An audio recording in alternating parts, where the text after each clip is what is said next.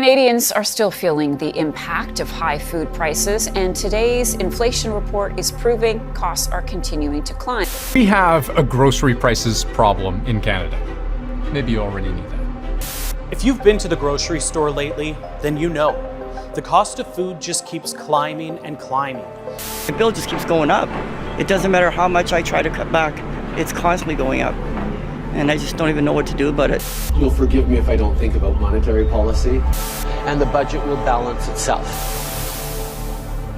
Imagine being $200 away from bankruptcy. Well, after 8 years of this Prime Minister, most Canadians, in fact half of all Canadians, don't have to imagine it because that is their reality.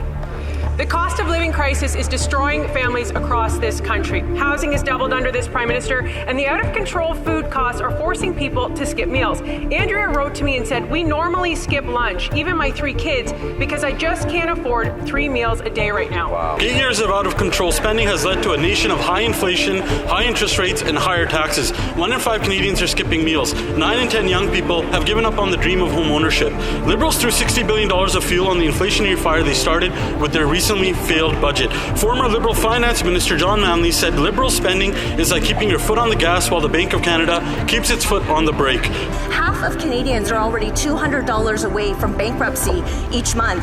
They now have to pay more in taxes than they can afford in food, clothing, and shelter combined. The prices for gas, groceries, and home heating are at record highs, and a record number of students, seniors, families, and working Canadians have to go to food banks. And big deficits by the Liberals have accomplished one thing: big inflation. Well, actually, it's accomplished 2 things. Canadian food bank use has never been higher because Canadians can't afford to put food on the table.